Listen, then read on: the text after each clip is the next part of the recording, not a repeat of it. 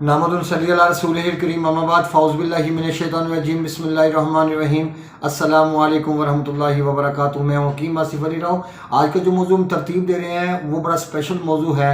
वो किस हवाले से कि क्या खुराक से हम अपनी ज़िंदगी को तब्दील कर सकते हैं, क्या हम अपनी नफ्सियात को तब्दील कर सकते हैं, क्या हम अपनी सोच को तब्दील कर सकते हैं, क्या खुराक से हम बीमारियों को कवर करने में हेल्प ले सकते हैं।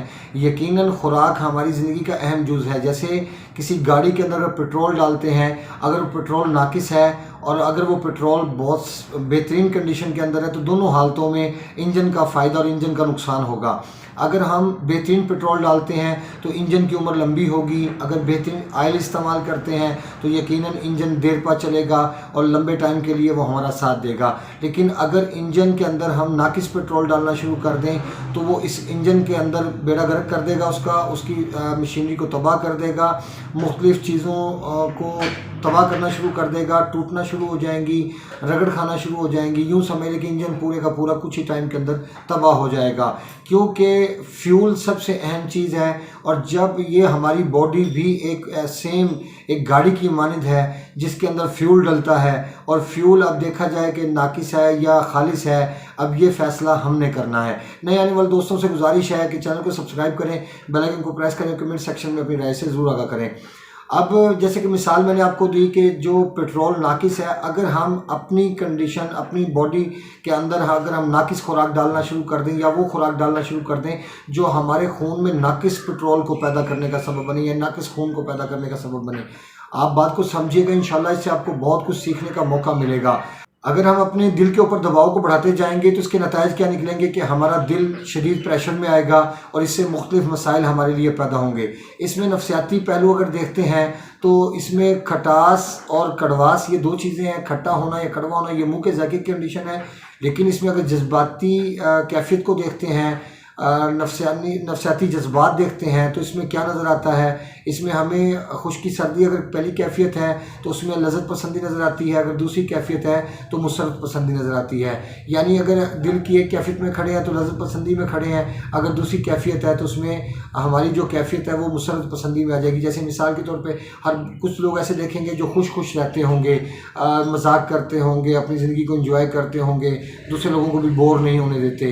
तो ये कैफियत होती है जहाँ पे खुश गर्म तहरीक होती है और इंसान खुश मिजाज होता है। लेकिन खुश्क सर्द कैफियत है तो वहाँ पे इंसान की लज़्ज़त पसंदी, इंसान अपनी लज़्ज़त को पाने के लिए किसी भी हद पे तक पहुँच जाएगा, किसी भी हद को छू जाएगा। ये कंडीशन नफ्सियाती हवाले से बनती है, दिल के हवाले से। अब आते हैं एपिथेलियल सिस्टम। इसमें भी दो कैफियत पाई जाती हैं। जैसे इसमें गुस्सा और गम के जज्बात पाए जाते हैं। अगर गुस्सा है तो फिर आप सोच सकते हैं कि गुस्से में इंसान क्या कुछ कर गुजरता है। अगर गम की कैफियत है तो उसमें क्या मामलात क्या पेश आते हैं। अब अगर इसमें देखते हैं कि अगर हालात अपनी हद से ज़्यादा बढ़ जाती है तो गुस्सा आना एक फितरी अमर है। लेकिन अगर गुस्सा इस हद तक पहुंच जाए कि हर बात पे गुस्सा आना शुरू हो जाए और तबीयत के अंदर बर्दाश्त कम होती चली जाए और दोनों पसलियों के नीचे गरमाइश महसूस हो, हाथों पाँव में गरमाइश महसूस हो और जिस्म के अंदर एक बेचैनी की कैफियत हो, ठंडी चीज़ पीने से सुकून आ जाए, तो ये चीज़ साबित करती है कि जिस्म के अंदर हरारत बढ़ चुकी है। जब हरारत बढ़ेगी तो फिर इंसान की नफ्सियात भी डिस्टर्ब होती चली जाएंगी। अगर हरारत बैलेंस है तो फिर गुस्सा भी नॉर्मल रहेगा, जायज़ बात पे आएगा, नाजायज़ बात पे गुस्सा नहीं आएगा। इसी तरह हम आ जाते हैं आसाब के ऊपर। अगर हम आसाबी कैफियत को समझने की कोशिश करें, चूँकि अल्लाह रब्बुल इज़्ज़त ने तीनों निज़ाम को तरतीब दिए। अब जैसे उज़लात से मुतल्लिक अल्लाह पाक ने फल पैदा किया, माल्टा पैदा कर दिया। उसके बाद आप अगर आते हैं एपिथेलियल से मुतल्लिक तो फिर उसमें आम पैदा कर दिया। उसके बाद अगर आते हैं आसाबी निज़ाम से मुतल्लिक तो उसमें अल्लाह रब्बुल इज़्ज़त ने केला पैदा कर दिया। इसे आप समझने की कोशिश करें, हेल्प मिलेगी आपको। और इसमें यूँ समझ लें कि अगर आप इन चीज़ों को समझते हैं अपनी कंडीशन के मुताबिक, अपनी नफ्सियात के मुताबिक, जैसे मिसाल के तौर पे पीला यरकान हरारत बढ़ने की वजह से होता है, तो यहाँ पे अगर हम गर्म चीज़ें साथ साथ इस्तेमाल करते रहेंगे तो यकीनन हमारा पीला यरकान ठीक नहीं होगा, या उसका तकतीरुल बौल या उसके पेशाब की जलन या डार्क गोल्डन पेशाब वाला कभी भी ठीक नहीं होगा, बल्कि मसला मज़ीद उलझता जाएगा। इसी तरह अगर असाब पे दबाव बढ़ता है, असाब पे दबाव बढ़ने की वजह से आपको सिंगरेनी जैसे मसाइल का सामना करना पड़ता है, या जरियान मनी जैसे मसाइल का सामना करना पड़ता है, या शुगर टाइप 1 के मसाइल का सामना करना पड़ता है, तो यकीनन यहाँ पे आपको मीठी चीज़ों का इस्तेमाल तर्क करना पड़ेगा, ठंडी चीज़ों का इस्तेमाल तर्क करना पड़ेगा, और आपको अपने दिल को पावर देना पड़ेगी। और जैसे ही अपने दिल को पावर देंगे तो वैसे ही वो कंडीशन ठीक होना शुरू हो जाएगी। अब यहाँ से आप समझ लें कि दुनिया में कोई भी चीज़ है वो अल्लाह रब्बुल इज़्ज़त ने किसी बगैर मकसद की तरतीब नहीं फरमाई, और इतनी सारी चीज़ें तरतीब देने का मकसद भी यही था कि जहाँ भी इंसान को प्रॉब्लम हो उसके मुताबिक चीज़ों को सही सिलेक्ट किया जाए और उसको ठीक कर लिया जाए।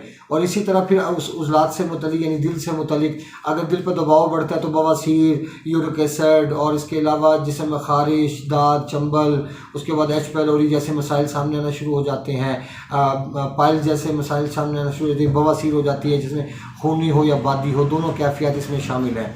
अब ये सारी की सारी कैफियत अगर पैदा हो गई हैं, किसी इंसान में 2 मौजूद हैं, किसी इंसान में 3 मौजूद हैं, लेकिन अगर आप अपनी खुराक को यही रखेंगे, जैसे चावल इस्तेमाल करते रहेंगे, आलू गोभी इस्तेमाल करते रहेंगे, बैंगन इस्तेमाल करेंगे, चने की दाल या माश की दाल इस्तेमाल करेंगे, दही का इस्तेमाल करेंगे, चाय का इस्तेमाल करेंगे, तो मैं समझता हूँ कि आप अपनी बीमारी को कम करने की बजाय उल्टा बढ़ा रहे हैं। और अगर आप इस बीमारी को कम करना चाहेंगे, नफ्सियात को तब्दील करके, यहाँ पे चिड़चिड़ापन मौजूद होता है, तबीयत के अंदर परेशानी, बेचैनी, एंजाइटी, डिप्रेशन, ये सब मौजूद होता है।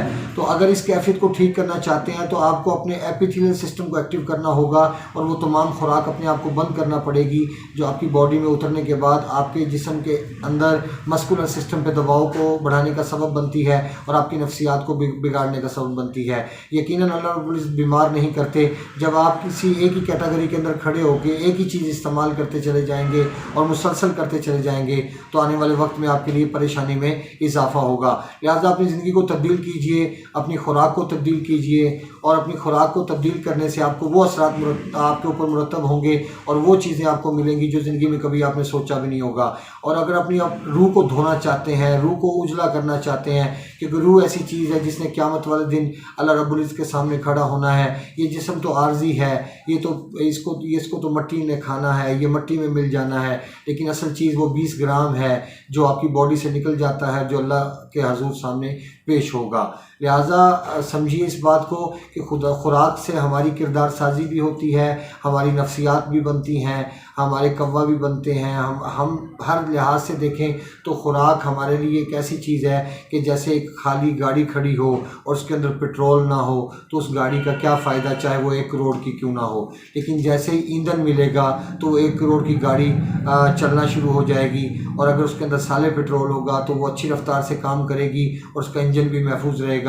लेकिन अगर उसके अंदर उसके इंजन में अगर नाकिस पेट्रोल डाल दिया जाए और उसका इस्तेमाल गलत किया जाए तो यकीनन वो मशीन के लिए, अपने पूरे सिस्टम के लिए नुकसानदेह साबित होगी और वो इंजन को फेलियर करने का बायस बनेगी, और बहुत जल्द वो इस पोजीशन में नहीं रहेगी कि आप उसको इस्तेमाल में ला के उससे फ़ायदा उठा सकें। यही एक सूरत इंसान के जिस्म की है। अगर आप समझेंगे तो बहुत ज़्यादा फ़ायदा उठाएंगे और इसमें आपका फ़ायदा है। मेरा काम है आपको एक्सप्लेन करना ज़िंदगी के वो हक़ाइक़ जो इससे पहले आपके सामने नहीं थे।